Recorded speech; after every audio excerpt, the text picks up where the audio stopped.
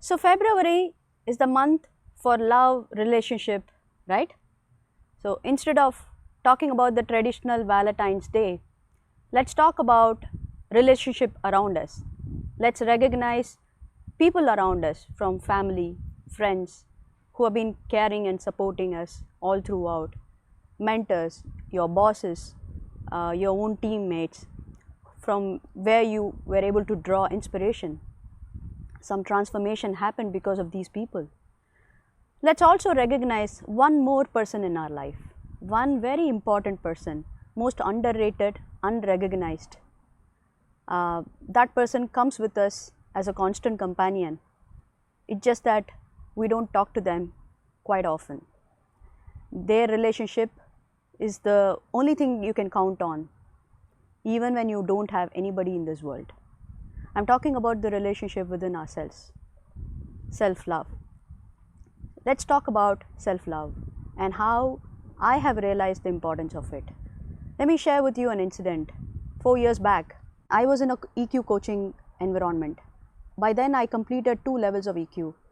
I was feeling a little high because one, it's the first exposure for me to EQ world. I was amazed to see this side of perspectives in life through emotional intelligence. I was amazed to see the conversations happening in EQ, the tools, the approach, methods people use to find out their strength and weakness, and how do they build relationship using EQ tools, and how easy, if only you are able to go through emotional intelligence every moment, and how vibrant can the world become. So all these things were happening, and I was doing pretty well in my Viva session of EQ consultation with my own teammates, and I had some really good fans for my EQ conversations. I still have them. And then I happened to attend another coaching call with a senior coach. Just in 30 minutes from the start of the session, she asked one question to all of us, and I was dumbstruck. She posed me a question saying, "What is happiness for you? What makes you happy? Are you really taking care of your well-being?" I was like, what? Why am I not able to come out with my list of things? Then I was thinking deeply. I said, okay, I am a young mother, and I get happiness when I watch my child grow. Every moves of her, every words that she utters, so those things makes me really happy. I shared this with so much pride, and then she said, okay, and are you really happy with that? Actually, inside me, I was checking with myself. Yeah, I was happy, but then no, actually I'm tired too, because without support system backing you up, you are although you want to sense that happiness around you, you're actually physically tired. There's a clash of emotion in you. So the real source of happiness is not that. And then she came and asked me, what if the child grows? Would you still not be happy, or would you stop being happy? And I was like, okay, let me give you the second reason. So I said, when I complete my task at office, at every completion of my task, I get happy. Actually, I was not. I was not really happy, but I feel, something has been done. So let's move on to the next one. I wasn't paying enough moments to, feel that happiness there. So there is no sense of happiness, but there is a sense of achievement maybe for a smaller tasks. Then she came up and asked me, okay, what if those tasks are completed? What happens to you? I said, maybe this is the way that life throws happiness to us, few moments of happiness. And then she came and asked me, what if there is a constant source of happiness that you can find? I was dumbstruck again. Then I was asking myself, I was not taught about this concept at all for my 30 years of my education so far. Why is it so? Why I was not asked to look inward? While I was going through a lot of churning inside me, then I was also thinking about this one thing. Even at home we were told, you do good for others, things will happen for you. God will take care of you.